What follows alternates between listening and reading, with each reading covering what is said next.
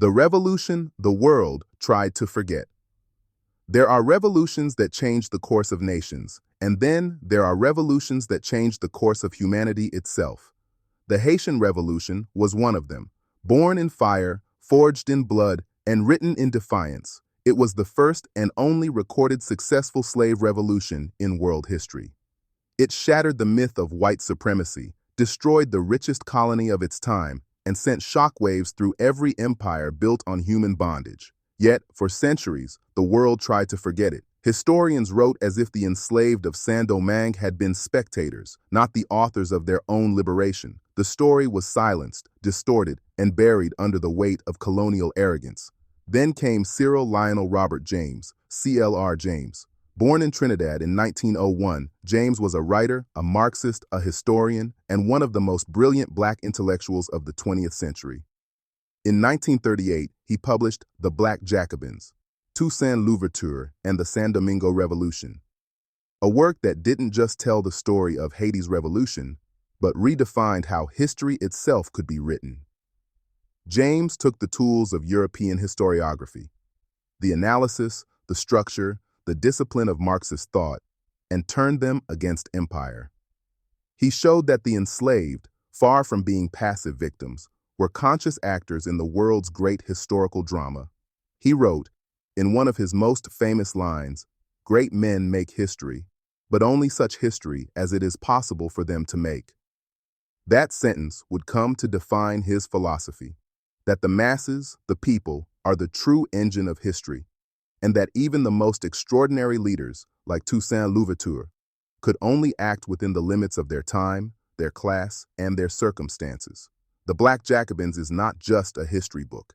It's an epic of liberation. It reads like a novel, full of passion, tragedy, and irony, but beneath every page lies rigorous analysis. James makes us feel the heat of the plantations, the sting of the whip, the conspiratorial whispers of rebellion in the night, and at the same time, he forces us to confront the mechanisms of global capitalism, the hypocrisy of European liberalism, and the courage of those who dared to fight for freedom when freedom itself seemed unthinkable.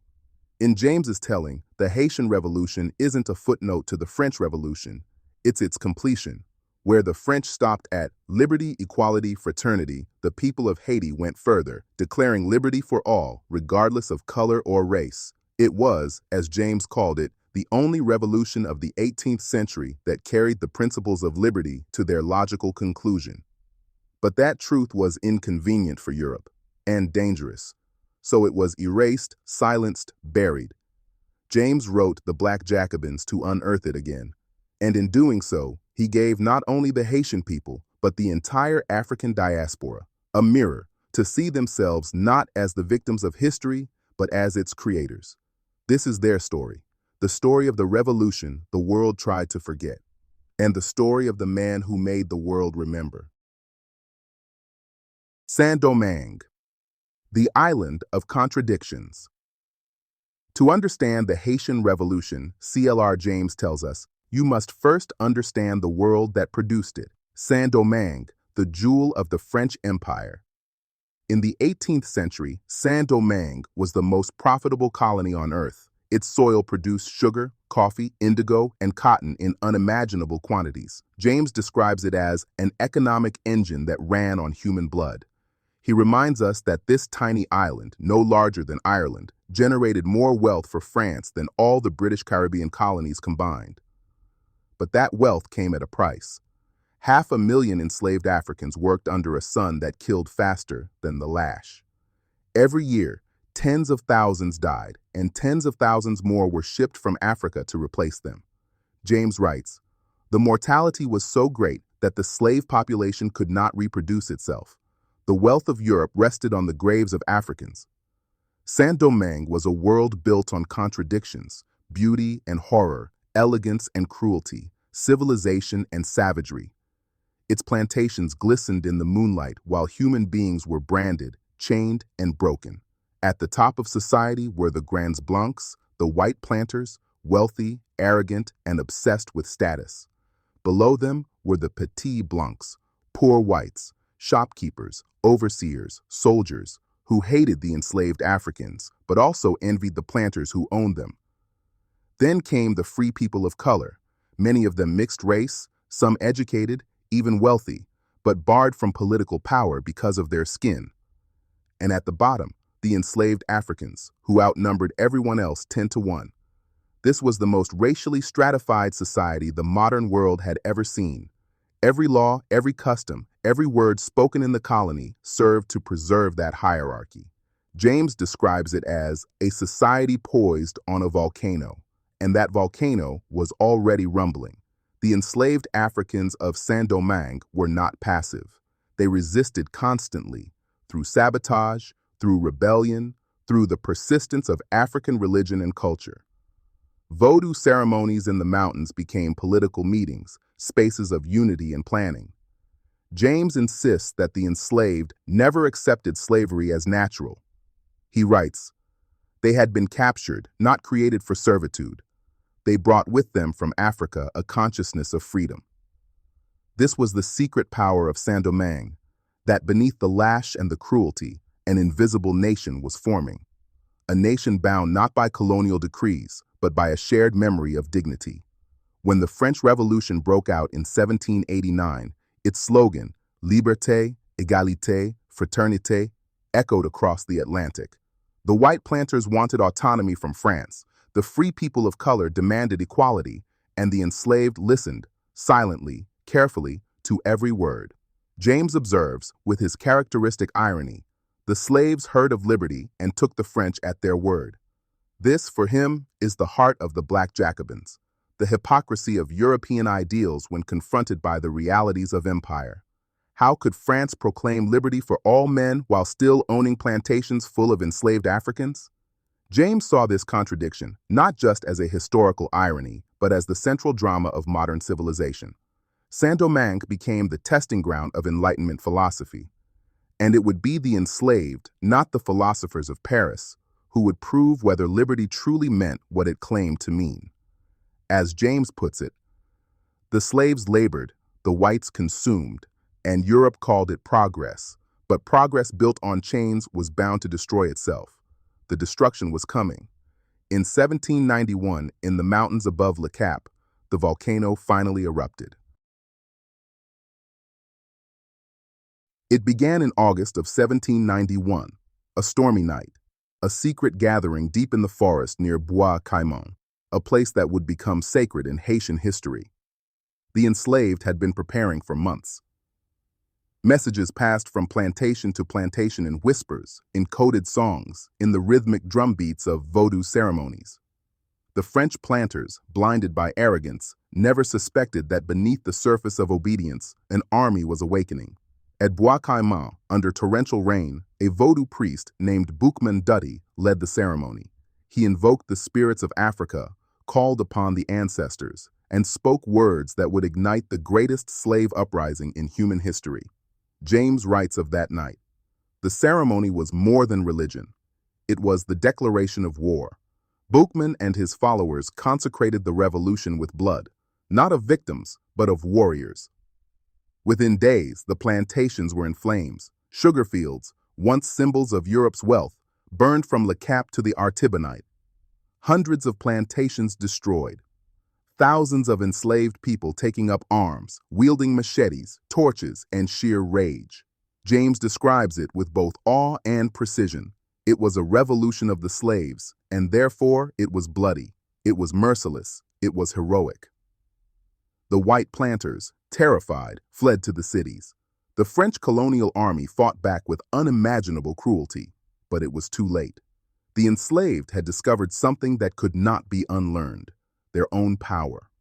At first, the rebellion was chaotic, uncoordinated, divided, driven by vengeance. But out of that chaos emerged a new kind of leader, disciplined, strategic, and deeply intelligent. His name was Toussaint Breda, later known to history as Toussaint Louverture. Toussaint was born enslaved but had been freed years before the uprising. He could read and write French, spoke Creole, and had studied the art of war from the same books used by European officers.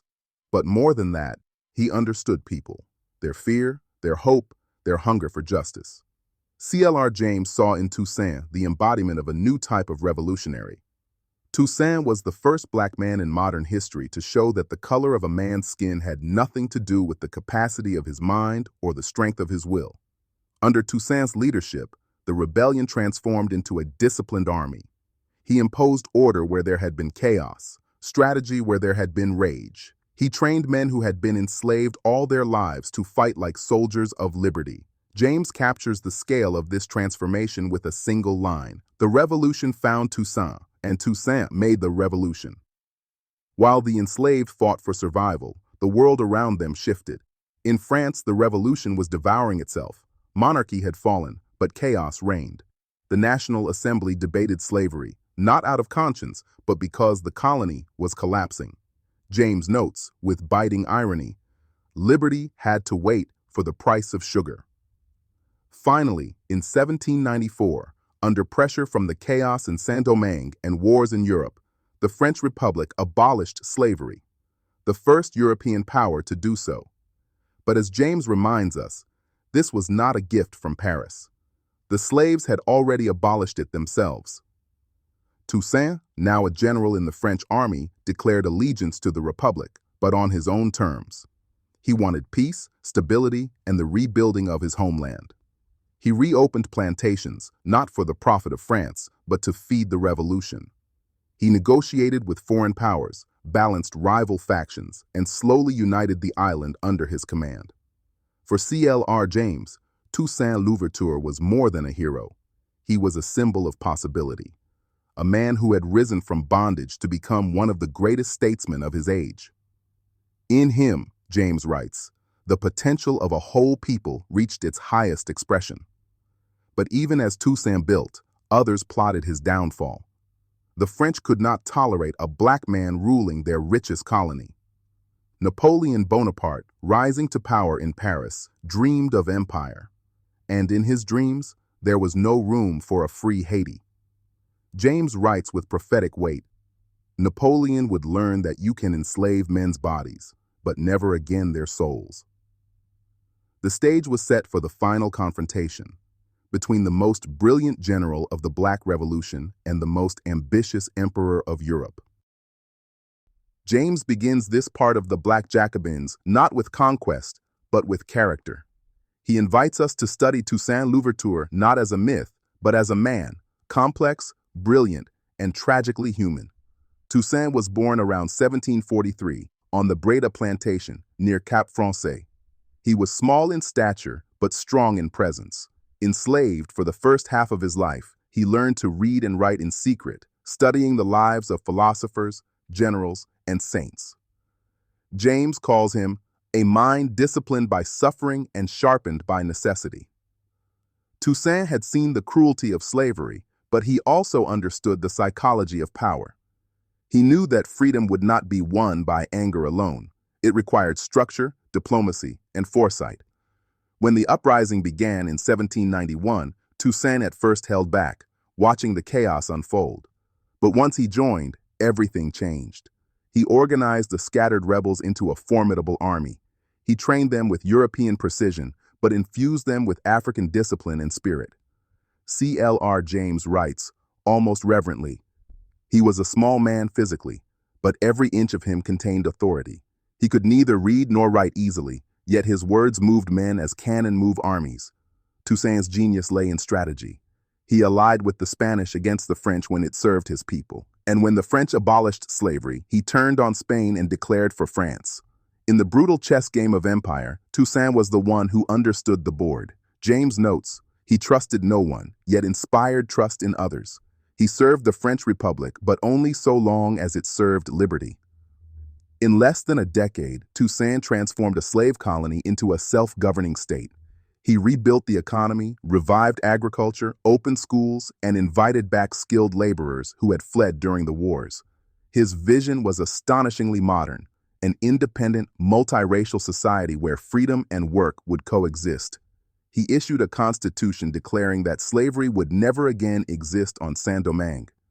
He made himself governor for life, but swore loyalty to France, an uneasy compromise between idealism and pragmatism.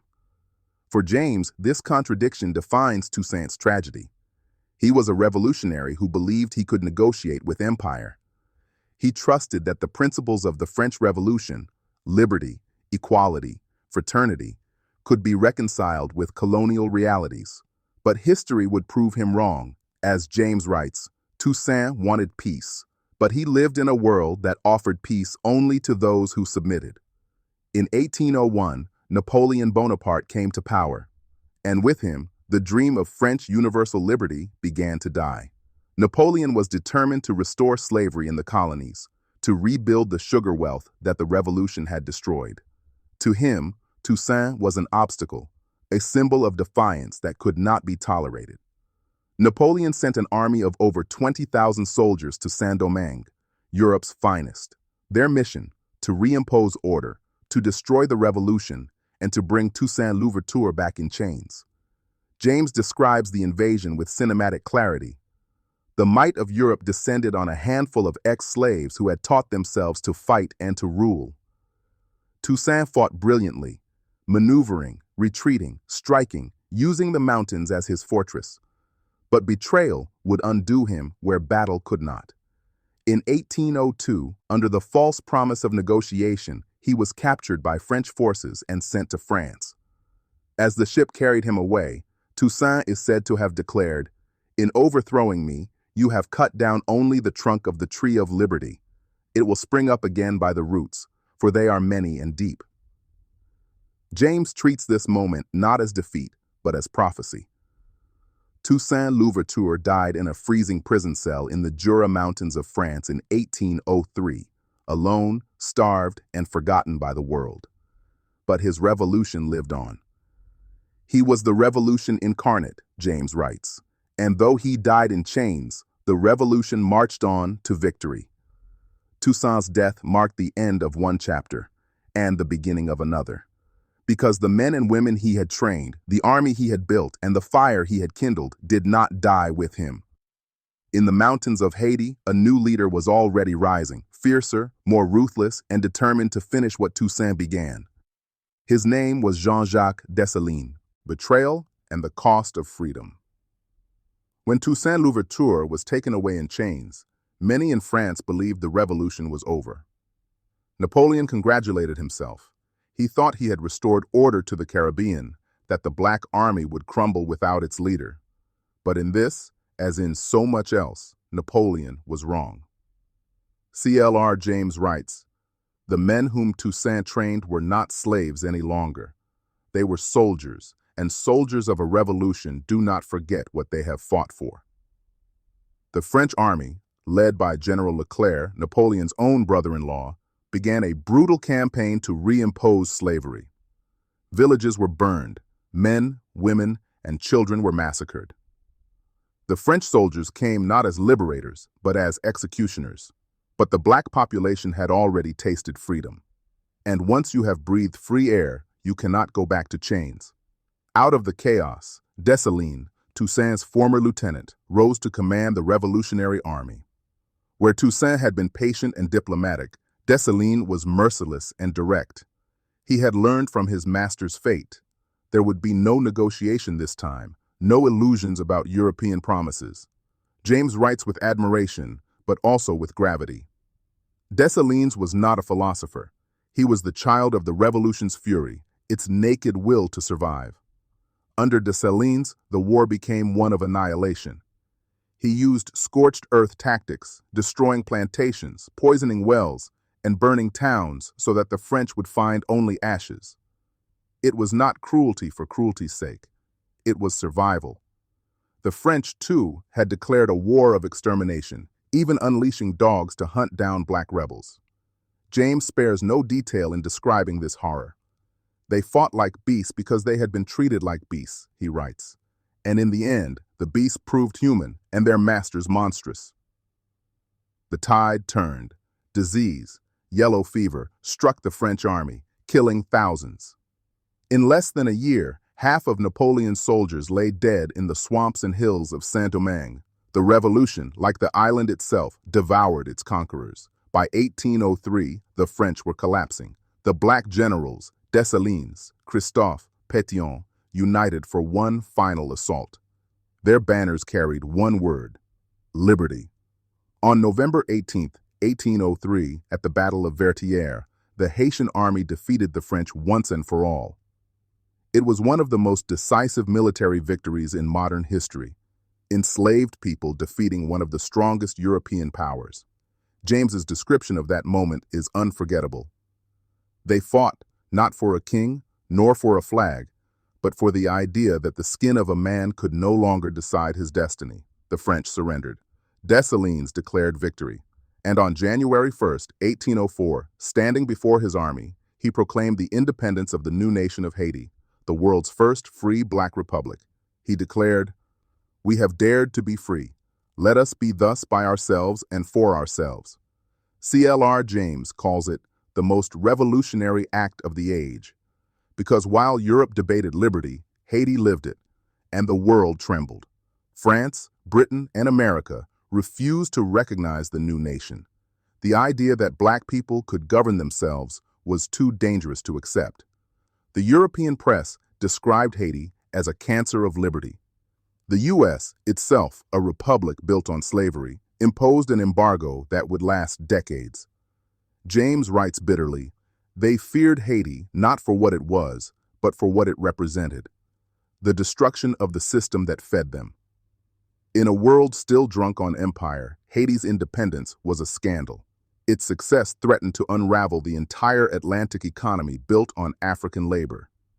And so, for the next 2 centuries, Haiti would pay the price of its freedom, isolated, punished, made to suffer for the sin of having dared to win. C.L.R. James saw this not as a tragedy, but as a revelation. The Haitian Revolution exposed the hypocrisy of Western civilization, the contradiction between its ideals and its actions. He wrote, "The significance of the Haitian Revolution lies not only in what it achieved, but in what it revealed. That liberty in the modern world was built upon slavery. Haiti had declared itself free, but the world refused to hear. The revolutionaries had defeated the armies of Europe, but not the weight of its prejudice. Yet, as James reminds us, they had changed history forever. In the history of the world, there has never been so much done by people who knew so little for people who knew so much." Dessalines and the birth of Haiti. January 1, 1804, the birth of Haiti. A day that shattered centuries of empire. A day when the enslaved of Saint-Domingue became the free citizens of the first black republic on earth. C.L.R. James writes with reverence and gravity, "On that day, the impossible became real. The lowest of the low had risen to the summit of the world. The name Haiti, from the ancient Taino language, meant land of high mountains, a word reaching back to before Columbus, before slavery, before conquest. It was a declaration not just of independence, but of rebirth." But even as Dessalines stood before his army, proclaiming freedom, he understood that the war was not over. Freedom had been won in battle, but it still had to be defended in peace. Haiti was surrounded by hostile powers. France wanted revenge. Britain and Spain feared that the spark of rebellion would spread to their own colonies. The United States, a slave-holding republic, looked upon Haiti with terror and contempt. James writes, "In their victory, they were alone, and alone they would remain." Dessalines, now Emperor Jacques I of Haiti, was a man forged by fire. He had been a slave, a general, a liberator, and now a ruler. He had seen too much blood to trust easily, too much betrayal to forgive freely. He ruled with iron and suspicion. James does not romanticize him. He shows us Dessalines in all his contradictions, a man of brutal strength and visionary pride. He carried liberty in one hand, James says, and the sword of vengeance in the other. In the early days of the Republic, Dessalines tried to hold together a fragile nation, divided by color, class, and exhaustion. The free men of mixed race, the gens de couleur, wanted influence. The black soldiers wanted land and justice. The old planters, those who had survived, plotted in secret for the return of France. And all the while, the rest of the world refused to trade with Haiti. Ships turned away from its ports. Its economy, once the wealthiest in the Caribbean, was strangled. C.L.R. James writes, with the clarity of a historian and the sorrow of a revolutionary, the nations that preached liberty and equality closed their harbors to the first free black state in history. It is one of the bitterest ironies of modern history that the people who destroyed slavery were condemned for it by those who still practiced it. Dessalines responded the only way he knew how, by asserting total sovereignty. He declared that no white person would ever again own land in Haiti. He ordered that the plantations be divided among the soldiers who had fought for freedom. It was both justice and revenge. And in 1804, vengeance came in a terrible form. Dessalines ordered the execution of the remaining French colonists, men, women, and children. It was, in his mind, the final act of the revolution. He believed that so long as the French lived on Haitian soil, freedom would never be secure. James does not justify the massacre, but he explains it. The cruelties of the past, he writes, had planted the seeds of the cruelties to come. The revolution had been baptized in blood, and it would be cleansed in it. Dessalines believed that peace required purity, that the soil of Haiti had to be purged of its tormentors. But in doing so, he unleashed forces that he could no longer control. By 1806, just 2 years after independence, internal divisions deepened. The leaders who had fought beside him, men like Alexandre Pétion and Henri Christophe, turned against one another. Dessalines was ambushed and killed near Port-au-Prince, his body mutilated by the same people he had freed. The revolution had devoured its father. James writes with quiet, devastating simplicity, he had given his people liberty, but he could not give them unity. The chains had been broken, but the wounds remained. After Dessalines' death, Haiti split in two. The north ruled by King Henri Christophe, the south by President Pétion. One authoritarian, one republican, both haunted by the same question. How do you build freedom on the ruins of slavery? For James, this was not just Haiti's question. It was Africa's question, the Caribbean's question, the question of all peoples emerging from the long night of colonialism. Emancipation, he wrote, is not the end of the struggle, but the beginning of it. The Haitian Revolution had proved that black people could fight and win against the most powerful empire on earth. But it also revealed the terrible cost of that victory: isolation, poverty, and betrayal by the very nations that claimed to stand for liberty. Haiti had broken the chains of slavery, but it could not escape the chains of the global system that slavery had built. And yet, despite everything, the blockades, the debt, the divisions, Haiti endured, because something had changed forever. The enslaved had become the authors of their own destiny, and no empire could ever undo that truth. C.L.R. James ends his narrative not with despair, but with pride. From the depths of slavery, they rose and claimed the rights of man, and in doing so, they created a new chapter in the history of the world. The legacy of the Black Jacobins, then and now. When C.L.R. James published the Black Jacobins in 1938, the world was on the edge of another catastrophe. Europe was preparing for war. The colonies of Africa, Asia, and the Caribbean were still under European rule. Black people in America and the diaspora lived under segregation, poverty, and silence.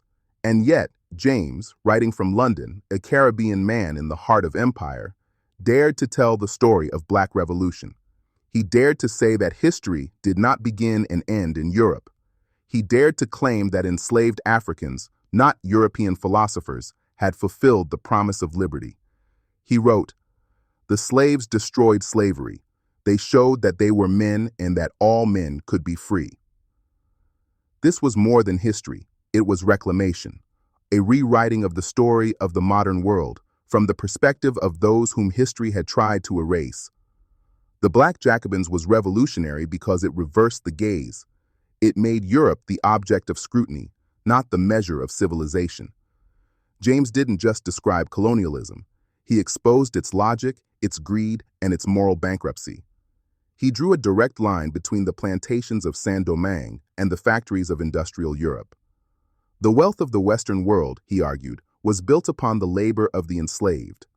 And he showed that the Haitian Revolution was not an isolated event, but part of a world system of resistance, a precursor to every anti-colonial struggle that would follow. When James wrote those words, he was speaking not only to historians, but to his own generation of activists, to Kwame Nkrumah in Ghana, to George Padmore in Trinidad, to the young radicals in the Caribbean and Africa who were preparing to fight for independence. Decades later, when the leaders of the Pan-African movement gathered in the 1940s and 50s, many of them carried James's ideas with them, consciously or not. Nkrumah himself would later say that the Black Jacobins helped him see how revolution must be organized, how colonialism could be defeated not by negotiation but by mass mobilization. And Frantz Fanon, in The Wretched of the Earth, extended James's insight into the psychological realm, showing that the dehumanization of colonialism lived not only in the economy but in the mind. In that sense, James was the bridge between Toussaint Louverture and the 20th century, between the fight for freedom with the sword and the fight for liberation through consciousness. He understood that every generation must fight its own revolution. Every revolution is a drama of ideas, he wrote, and every generation must find its own stage. James's influence went beyond politics. He was one of the first to treat the struggles of Black people not as minor history, but as world history, central to the making of the modern age.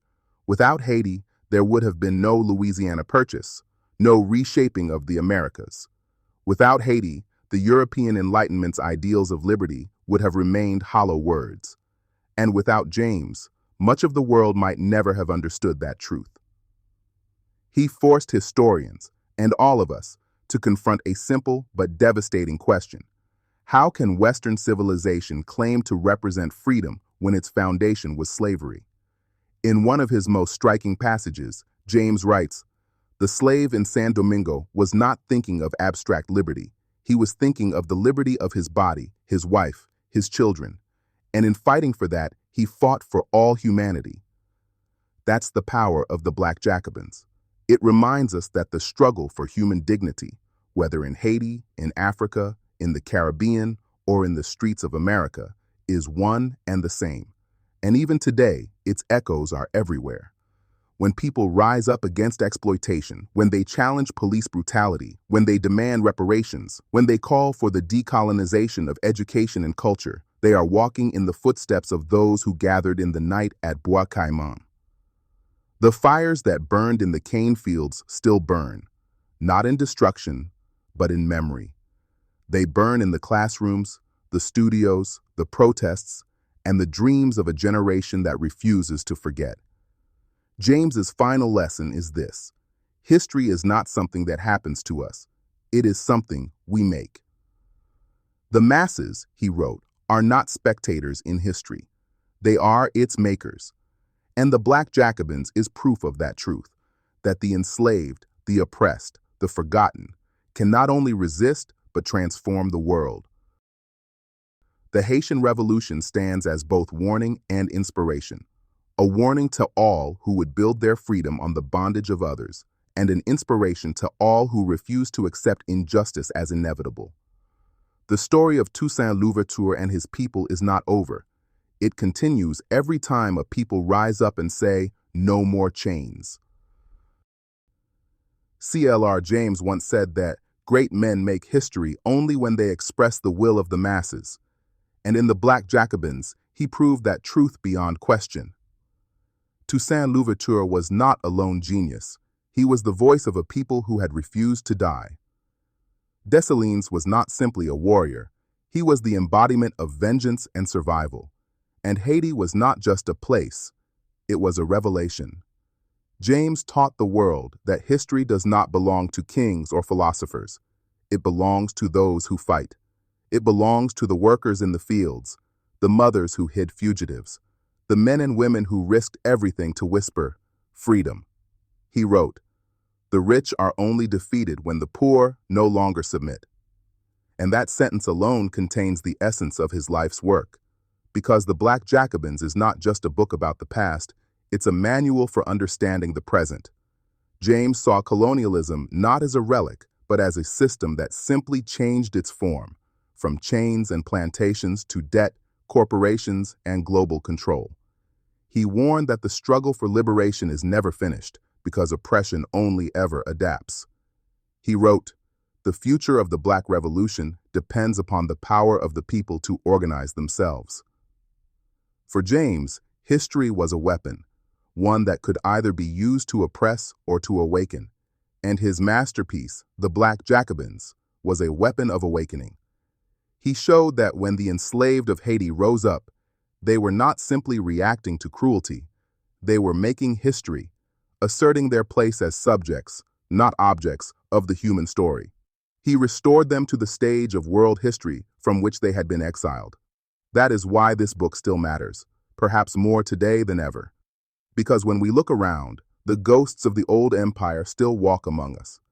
In the unequal trade deals that keep the global South impoverished, in the foreign bases that occupy African soil, in the media narratives that paint Black resistance as chaos and Western domination as order, James's words still cut through the noise. The colonizer calls it peace when he has finished the killing. He forces us to ask, who writes our history?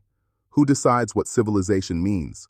And what would happen if the oppressed once again decided to write their own story, as Haiti did in 1804? In his later years, C.L.R. James would look back on the Black Jacobins not as a completed work, but as part of a living dialogue.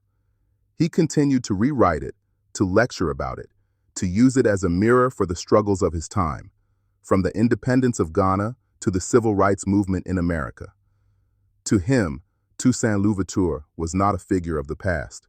He was a mirror held up to every leader who faced the temptation of power. And Haiti was not a symbol of defeat. It was the beginning of the modern world's moral reckoning. When asked once why he wrote The Black Jacobins, James answered simply, because the story of the Haitian Revolution is the story of the modern world, told from the point of view of those who made it possible. That is the legacy we inherit, not just the history, but the responsibility to remember, to question, to resist. Because as long as the world remains divided between masters and servants, colonizers and colonized, rich and poor, the spirit of Toussaint Louverture still calls to us. And so, as this story closes, imagine once more that night at Bois Caïman, the rain pouring down, the drums rising, the people gathered in the dark whispering oaths to the ancestors. They could not have known that their struggle would echo through centuries. They could not have known that one day their names would be spoken on microphones, in classrooms, in podcasts, across a world they could not imagine. But they knew one thing, that freedom, once awakened, cannot be killed. In overthrowing me, Toussaint said, you have cut down only the trunk of the tree of liberty. It will spring up again by the roots, for they are many and deep. C.L.R. James understood that the roots were not only Haitian, they were African, Caribbean, global. They reach into every corner of the world where people refuse to accept oppression as destiny. So, let us remember, Haiti was the first. But the struggle it began belongs to all of us. This has been C.L.R. James, The Black Jacobins, the revolution that shook the world, a story of fire, of freedom, and of the indestructible will of the oppressed to shape their own destiny.